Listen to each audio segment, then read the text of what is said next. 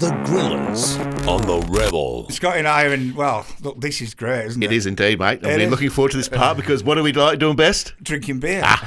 We've got Robbie Grady from Lion Beer, mate. Thanks for joining us. Mate, happy to be here. Thanks for having me, boys. It's a pleasure. Hey, well, it's a pleasure for us, mate, It to is be honest. We talk incessantly about beer on this show. We love beer, we really do. Tell me about how you get in. We have a lot of people on here with dream jobs of barbecue mafias, hot sauce extraordinaire. Robbie has the dream job. He does, do. We had Renee Gracie on. She takes her clothes off and rides cars and makes millions. So, mate, we've got you now. And tell us about how you got into the beer industry. Well, I'm not going to take my clothes off and let you boys down. But look, it started back in about 2010, actually, when I came out of retail and I was looking for a different career path. And, liquor was sort of the path I wanted to take. It was really interesting for me. So I jumped in and I started in the retail sort of side of things. So got a job with BWS, which we know as Endeavour. They sort of, that's your Woolworths, and they do Dan Murphy's and BWS. So. And I got a job down at the Palm Beach Hotel here on the Gold Coast. Oh, and, Palmy. The Palmy Army was around then. And in those days, well, it still is, you can't have a liquor license in a retail outlet without owning a pub or a hotel. So I'm not sure whether you guys are aware of that. It's only in Queensland, I think that. Yeah, correct. Yeah. So we're a bit restricted. So if you want to have a retail bottle shop, you got to own a pub or a hotel and then have the license. So. And as a part of that, you would have a bottle shop that's attached to that hotel or that pub, and then you can have up to 3 detached bottle shops. So I don't want to go down a rabbit hole, but licensing in Queensland's different to Victoria and New South Wales. And there's a lot of money in those bottle shops too. I mean, that'd be apart from the pokies, that would be their money spinner. Yeah, big time. Yeah, definitely. The funny thing about the pokies is you'd put the roller doors up in the drive-through at the Palm Beach Hotel at 10 o'clock on a Monday morning, and they're lined up ready to get in, like ridiculous. Glad you don't recognise me. So I started there, and I was a group retail manager, and I did that for a few years, overseeing the detached bottle shops plus the drive-through there, and it was a big bottle shop. We used to sell a lot of liquor across the board. Beer was probably a big player in that from a convenience point of view. And then I met my now wife, and I was overworking weekends and the night shifts, so I was like, okay, what am I going to do? What am I going to do next? And a business development manager's role came up with Burley Brewing, so you guys might be familiar. Yeah, absolutely. A real local independent brewery that sort of pioneered the craft beer scene here in Queensland. Peter and Brennan, and I took on a BDM role with those guys, and that was Monday to Friday and weekends back and nights back, outside of a few different events and tastings that you needed to do. So. So I got into repping and sort of started to learn that selling side of the liquor industry. And it's really competitive. Like it's a tough market when you're a small independent brewery and you're going up against people like 4X that I work for now and CUB, which is our main competitor. It's really tough to get space and tap space and space in the retail. But I had a really good mentor, Brad Howitson, that actually worked for 4X years before that. And I sort of learned a lot off him. He was pretty tough from a leader point of view, but learn a stack, and that's probably sort of when I started to get into the repping side of things. Because I mean, I could just imagine how hard it would be to get a tap, because I mean, I've heard rumours and stuff that the bigger guys pay for the beer lines and everything like that, so they sort of own those sort of systems. Is that right? Correct? Yeah, definitely. So CUB and Lion, well, CUB is known as Asahi Premium Beverages now, so they got bought out and they sort of capitalised on that, but we probably own probably close to 90% of the tap space. Yeah, wow. So, and then you've got Cooper's, which is still the largest independently owned brewery. They've got their space. So a lot of those indies are really vying for 1 or 2 taps in a lot of places. Can be really tricky. So we've seen a bit of a dip in the craft beer market recently. And we can probably go into that, but people looking for more value options when they most their definitely beverage choices. But I love my time at Burley, and as I said, I learned a lot under Pete and Brennan, and it was a lot of just banging on doors and trying to get new business. And we had a really good product, like Big Head, which was no carb, low calorie. That was the the main My beer for wife's us. bitter. My wife's bitter. Still got a shirt. Still got a shirt of that. It says, "How's your wife?" on the front, and then the back says, "My wife's bitter." I love it. But these days, Classic. I love that shit. You Yeah. just, these days you can't get away with anything, can you? But Yeah. mate, 4X Gold, obviously timeless, and you kindly absolutely love these. These are limited, very limited edition, aren't they? Yeah. Broncos and Lions Premiership cans. So Scotty and I, we can't drink these, Scotty. So do not, You can't? Yeah. do not open them. Can we keep the cans? We keep the cans, we keep them exactly as they are, and we appreciate that, mate. But Yeah. looking at your website, Lion, the monopoly now is crazy, isn't it? We've talked about Little Creatures Brewery on here, and the dream of the lads who start making their own beer, and then they've become this huge company. But you guys you've got so many beers in there now, haven't you? Yeah, so it's funny because we're known as Lion Beer and RTD now. Yep. But the portfolio in terms of the brands that we have under that, it's not just 4X, which most people know in Queensland. We've got a stack of different brands. all the harm Yeah. products. Yeah. The Han trademark, we got Tui's trademark, which you got Tui's Extra Dry, Yeah. Tui's New, and a lot of Absolutely. those ones underneath there. You've got James Squire, which was sort of like a bit of a pioneer gateway craft in the Lashes Yeah. many years ago. And two of my old beers too, West End Draft and Southwick Bitter from South Australia. Yeah, right. Yeah.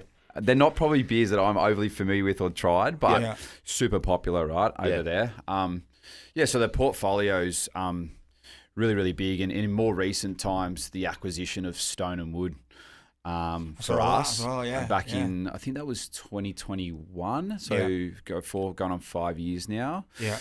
And from a craft brewery point of view, that was the big fish. That was the one, I guess, that that we wanted or our competitor wanted. CUB went with Bolter, which has done really, really well for them. But Stone and Wood and Pacific Ale, that beer alone is just an absolute behemoth for us, and it's our most distributed tap brand that we have now in the country. Yeah.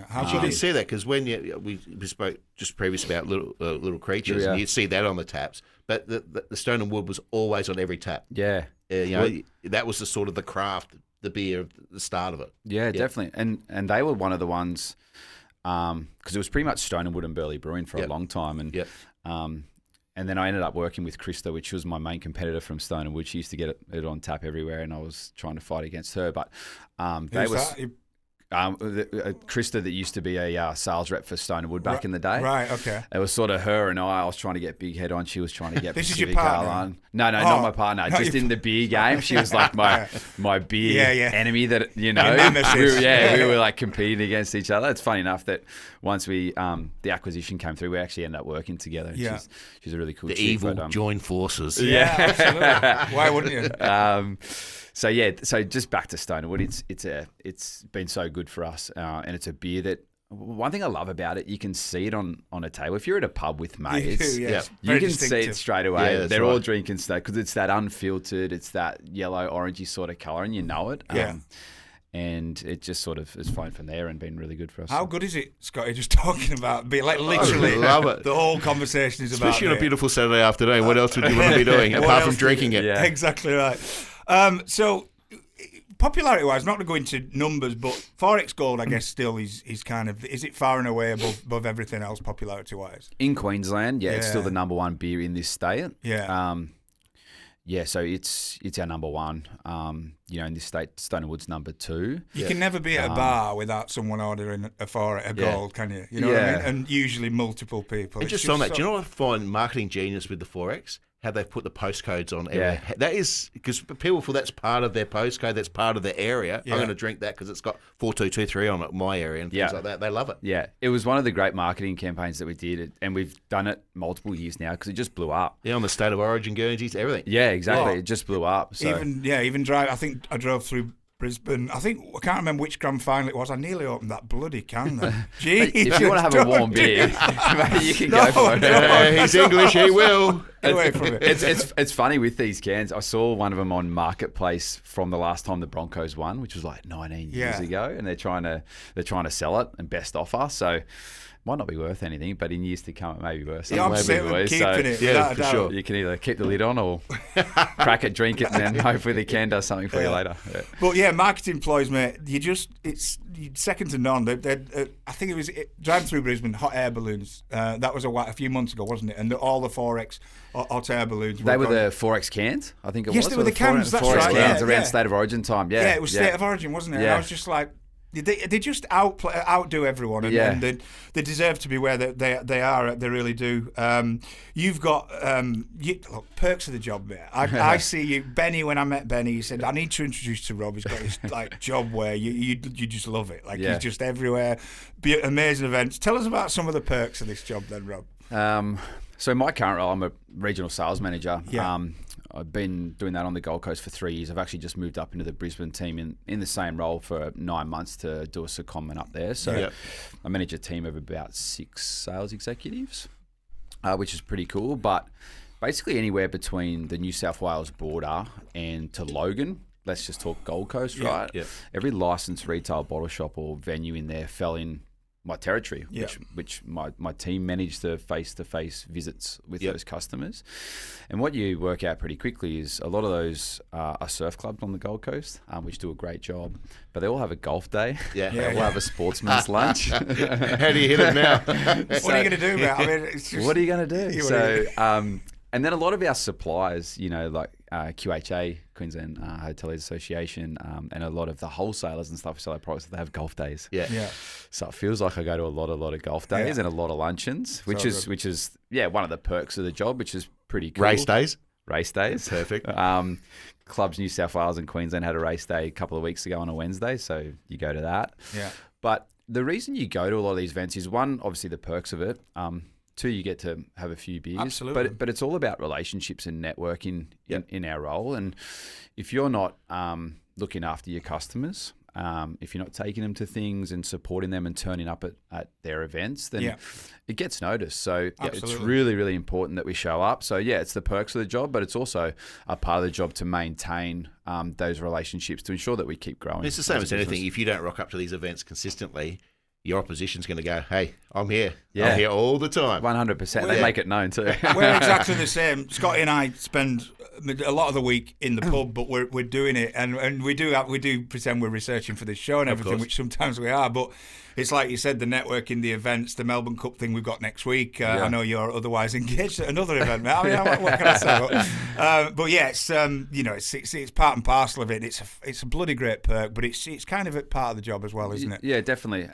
Some of the better ones that you do are like State of Origin, obviously with the relationship Forex has with the Queensland Maroons. I'm not actually a Maroons supporter, believe it or not. I've lived here for That's all right. lived here for 24 years and born in New South Wales, so I support New South Wales still and sticking strong. But I work for Forex and sell their products. So, but yeah, that's always a great event. We get a lot of customers to that, and you get prime seats, and it's really good for our customers to be a part of that as well. And outside of that, different race days and whatnot. But I think the beauty we've got in Queensland as well is we've got a Queensland sponsorship and events team. And we've got some really good sponsorships in this state with the Brisbane Broncos, the Lions, obviously with the cans I've brought in for you Hopefully guys. grillers. I've been trying, man.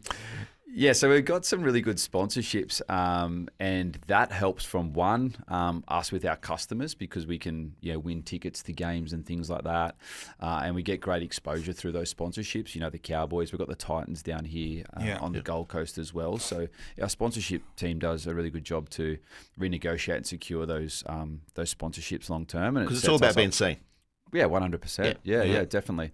Like, if Forex lost the Queensland Maroons at one stage, it'd be ludicrous, wouldn't it? Like, exactly right. So, just synonymous, aren't you? Forex is just synonymous with these big events, and it just looks to me. I mean, it's well deserved, and it doesn't look like ending anytime soon, and neither it shouldn't. Yeah, no, not at all. So, well, we've talked about sport, Robbie. We're going to stop for a break now, but will you stick with us for the last part of the show, mate? And, I would love to. I'd like to talk a bit about sport, mate. I know you're into your lawn bowls. We might talk about the upcoming Ashes.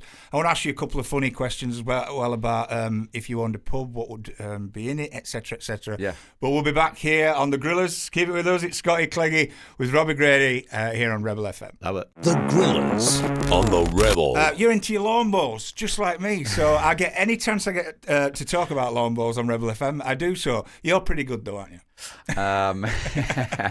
Maybe once upon a time. I don't play as much. I actually saw that you had Aaron Sheriff on here. We did. Recently. So yeah, he loved it. Yeah. I actually played a lot of state junior lawn bowls with Aaron Sheriff as a kid. So he's always looking for sponsorships. Yeah, he's a machine. Isn't he? He is a machine. That guy. And I know I watched I watched it and listened to it, and he's one of the goats in my eyes. Yeah. So I come to that based on the people that I've played lawn bowls with across many years of playing the sport, played with or against, and for what he's done for the sport and what he's done most recently with the Australian Open here. He goes up there as one of the greatest. But it's such a. We talked previously about getting out networking in your work, but bowls is so. I just love it because you meet so many different people. You have a beer, you have some fun, but it's one of those games, isn't it, where it brings so many people together. Yeah. And it's just I mean, I've played a lot of different sports. Obviously, golf's a great sport as well, but bowls just seems to magnetizes so many different people. Because every community's got a bowling green. They do. Yeah. They do. Definitely. Absolutely. And a bowling club, which are all community-based clubs. And when I started, when I was 12, I played 6 years as a kid back over northern New South Wales. And it was the white clothes. It was the old black or brown lawn bowls, and I used to get ripped at school. Hey, I was playing lawn bowls, but it's changed and evolved over time. It's not so much the old man sport anymore. It does. It's very more flexible around your uniform and your bowls and different colours. So it's a lot more transit now than probably what it was, and we've seen more younger people play the sport, and they're really, really good at it. So it is, and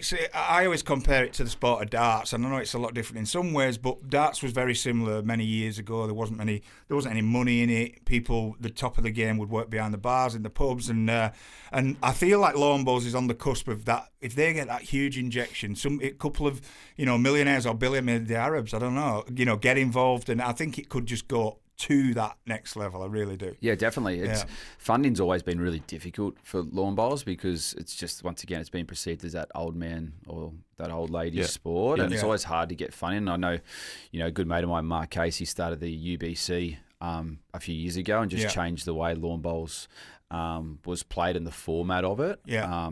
And then we're seeing that with the BPL, which is on at the moment up at Pine Rivers. Yeah. So, I think you just need someone that can really see the vision of what lawn bowls is about. Yeah. And it can actually be an exciting sport. Absolutely. But we just need the funding to do it. You go win the Australian Open in lawn bowls, it's X amount of dollars. You win the Australian Open in golf, it's a lot more. So, well, that's what Aaron said. He's still got to work every day. And this guy's the goat, as you said. And, he wins everything. But has to go to work every day. I get embarrassed. I when I go up to the bar and one of these legends serves me, I'm like, that's weird. You know what I mean? I don't think they should be serving me a beer. It's just a strange thing. And it used to be the same in darts, and now it's completely the opposite because of Barry Hearn and the investment. And fingers crossed, I've actually said it to Barry numerous times, he should get involved. He thinks participation worldwide is not enough for him because he's all about global domination. But I do think we've got the potential there. Yeah, definitely. We're gonna flip back to the pubs because I know Scotty's got a bee in his bonnet as usual with prices, so he wants to ask you. Yeah, just a quick question. I griped about a few months ago now with the fact of it's all brewed in the same place. Mm-hmm. And I know there's transport costs if you get out the country and things like that. But why in metro pubs, why does one charge us $6 and you'll go 100 metres down the road and it's $10 and you'll go another 100 metres down the road and it's $12? I just don't get it. I went out in Surfers a few months ago and it was $20 a drink on a Sunday afternoon. I mean, there's a bit of a surcharge, but $20. Is that you guys putting the prices, or is that the pubs? That's the pubs dictating what price they want to sell it for. Right. So we obviously sell them the kegs. The kegs the same price from everyone, from just like a list price, what that costs. We have CPI twice a year, so February and August we take price. I think people are really caught on to CPI now that it's the government that bumps that up, not necessarily the breweries. We just pass that on, and then obviously everything's going up, right? The cost of hops, malts, your cost of water, electric, like everything's going up, right? So then you put your price up, and then a price of a pint or a schooner goes up. In real simple terms, every venue is owned by a different operator or a different group. And so then some are greedier than others. Yeah, correct. So some have a higher margin expectation than others.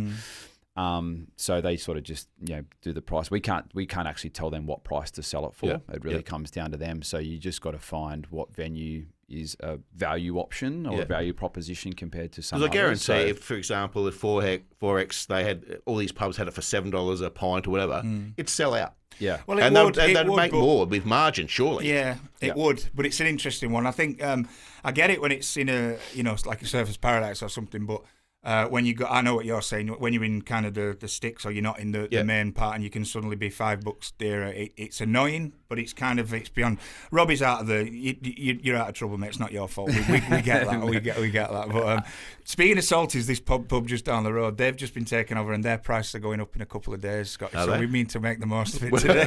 Guess what we're doing the next 2 days? Yeah. Don't go to that one. It's we've got none of our products in there anymore. Oh, really? It's a bugger. Oh, bugger. Yeah. But so yeah, the hotels. What we're finding is a lot of people. Actually, we know them pretty well. Do you want an introduction?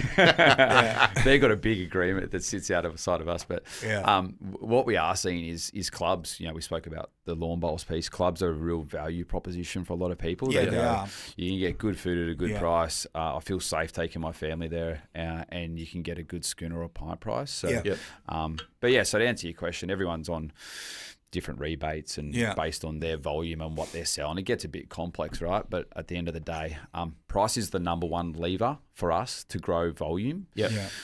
So we are always saying to our customers, where possible, we're supporting them to drive a really strong price point because we find that brings people into the venue to buy, and they'll have a couple instead of one and things like that. So and they'll drink your product as opposed to the opposition's when yours is cheaper. Yeah, surely. big time. That main bank that we call it, that's prime real estate. We want our best performing brands on that main bank that they do their main revenue out of. Yeah. And priced really well, right? And that's how we're going to sell more than our opposition, I guess. Yeah, that's right. Right. If you were to own a pub then, Robbie, if you had your dream little establishment, I want 3 beers that you would have on tap. And then I think, who would you like as your perfect guest, any celebrity, and who would you bar for life from your pub? Who would I bar for? If I'd love to own a pub, I'd say I'd love to own a pub. Me too. They are a multi-million-dollar investment at the moment, especially with gaming where that's at. But 3 products I'd have on. If I'm based in Queensland, I've got to have 4X Gold. I know I wear them. We said the same. Yeah. I've got to have Stonewood Pacific Ale because that's the craft guy in me that just loves that beer. Yeah. And I got a Guinness shirt. I've got to have Guinness. Yeah. That brand or that beer has just been phenomenal over the last 12, 18 months. It has, hasn't it? I've noticed that. What is that? Why is that? It bucks all the trends. Yeah. It does, doesn't it? Yeah. The young ones are not drinking as much. They're more health conscious than when I was a kid. What's wrong with these youngsters? But you do see on social media now, they're all trying to split the G. That's a new TikTok or social media phenomenon. Yeah, splitting the G. Yeah. See if they can do it. Yeah. So and it's a strong beer, right? A Guinness, like it's on nitrogen. It's black. It's a dark beer. It's so different to like a lager that most people drink. Yeah. But it is just the growth. I think it's our number 5 largest product, growing at like 80% year on year at the moment because it's the whole split the G. And the young ones that are not drinking beer are actually drinking it to try split the G with their mates and see who can do it. And it's just, we've not spent anything on it. And it's just gone phenomenal for us. So Guinness would be my 3rd one. Yeah. I think. Anybody you bar for life? Celebrity? Celebrities.